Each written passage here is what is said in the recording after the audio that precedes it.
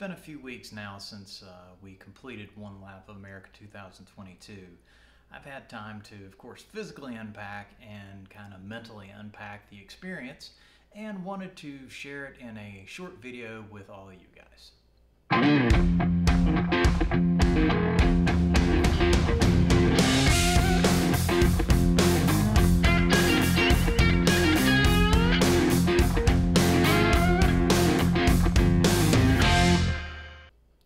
So, no track videos today, just some talking head stuff with me and a few still shots and videos from the event that I just wanted to share.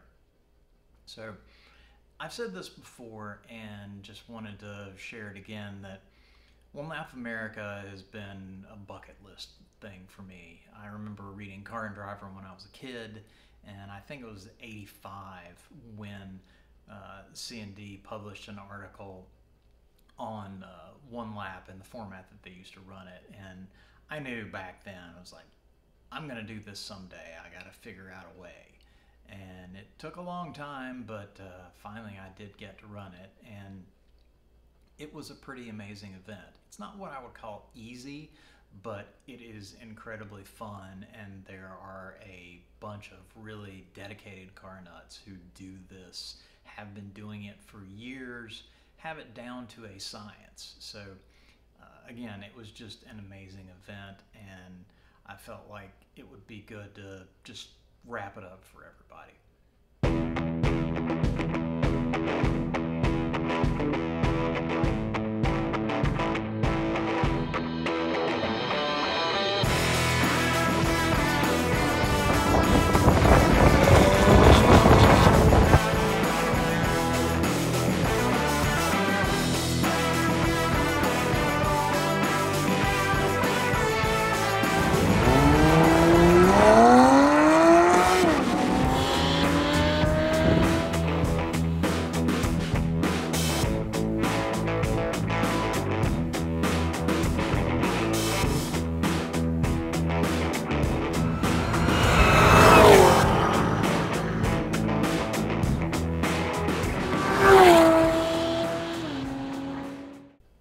So let's talk a little bit about the experience itself.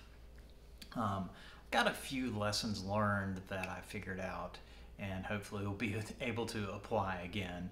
You'll have to pardon me, I've got some notes back here, so you'll see me look at my notes. First lesson learned, always do refundable hotels. You may think the schedule is set in stone and you're gonna be exactly where you plan to be every single night. That didn't exactly work. So minimize what you take into the hotel. Get it down to as few bags as possible, stuff that comes in and out of the car really light.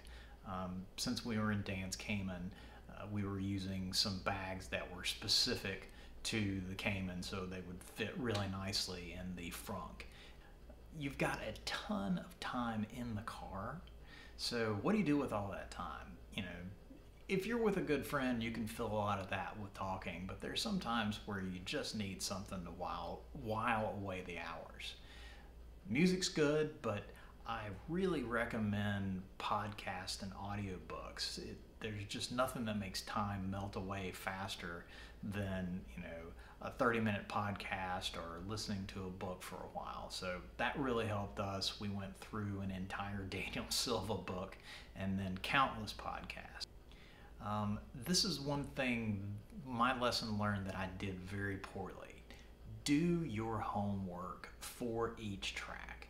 So the only track for this event that I had been to, same for Dan, was Carolina Motorsports Park in Kershaw, South Carolina.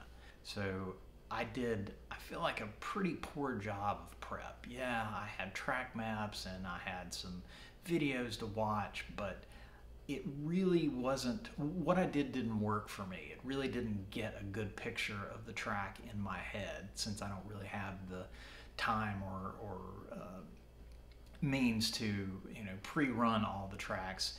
I've got to find a better way to at least have a good basic understanding of the track before I run it. Another lesson learned was understand what you have to bring and what you can share with some of the other guys. You know, one guy was going to bring a jack and the other guy would have a different socket set, and you know, just simplistic stuff like that. But you know, if you pre-plan that, then you don't have to bring everything yourself. Now, if you're Tracy, who we'll thank later, Tracy brought everything and managed to fit it into his Cayman, which was quite an impressive sight. My final lesson learned is understanding why you're there. So I was there for the experience. I wanted to get this under my belt. I wanted to do it because I wanted to run this event since I was a little kid. And there were plenty of people who were there for the experience, but there are plenty of people who were there to win, you know, win a trophy, win a class, win overall, and that's just a completely different spectrum. So understand why you're there, set your expectations, plan for it, and you'll have a heck of a lot better time because you will know why you're there. You will know what you need to do to achieve what you wanted to go to One Lab for. So those are my lessons learned from the event.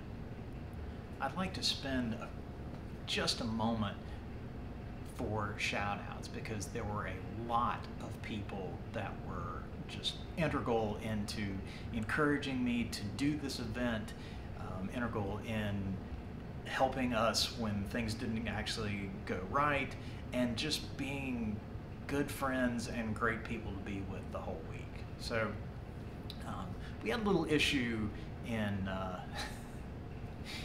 Oklahoma at Hallett, and we had a village of people that helped us. But I would like to call out especially Scott Donahue. Scott opened up his shop just outside of Kansas City late night to help us try to get the car straightened out. And then when we just couldn't get it done that night, Scott had the perfect shop in Kansas City to get the car ready and get us back on the road.